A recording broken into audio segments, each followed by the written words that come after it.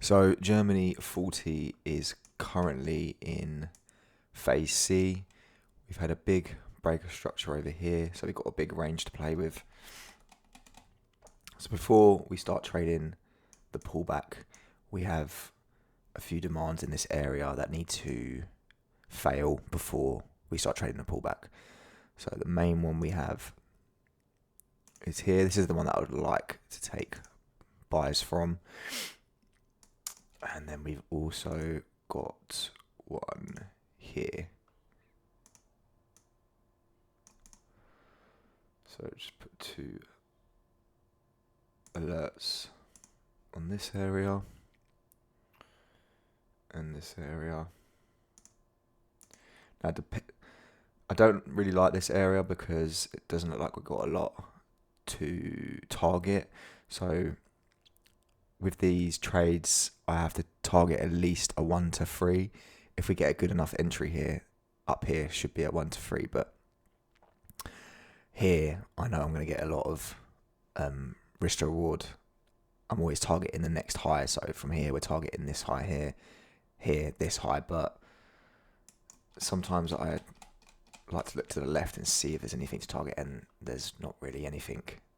So depending how price reacts to here and what sort of entry I get, I'm only going to be taking a trade here if we get a 1 to 3. So yeah, that is the analysis on Germany 40 this morning. I'm just going to do a note here actually, so we got everything in there,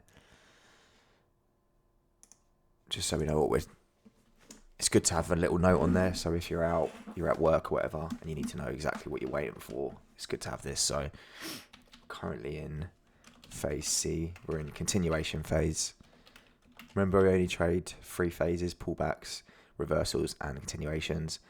Because we've had an overall breaker structure and price is still continuing past the breaker structure, this phase C is still a continuation of the current trend.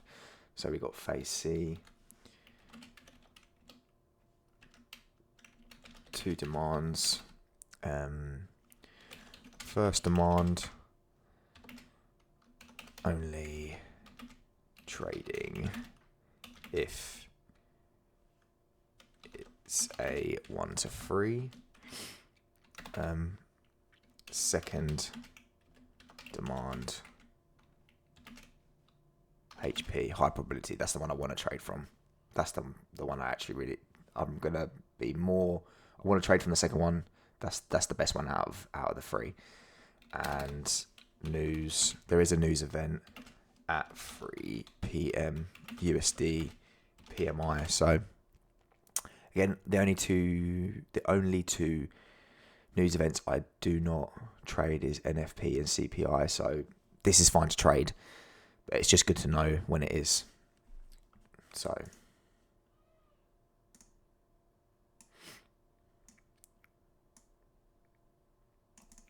that's that. This strategy is pretty straightforward, and you shouldn't be spending too much time doing analysis. You can definitely easily see, where your POIs are, and yeah, it needs to be untapped. We do have an untapped zone here. This zone got created as it was.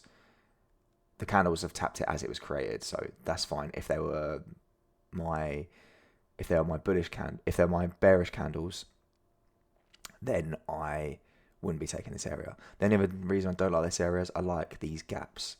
You can see we've got the gap between the liquidity, the session liquidity low to the demand. That's what I want to see. We don't really have that here. We actually have it on Tokyo here, so that's okay. But I like to see it just before it as well. But like I said, I'll keep an eye on this area if it mitigates, and we'll see what sort of risk to reward we get on that. But yeah, that's the analysis for this morning.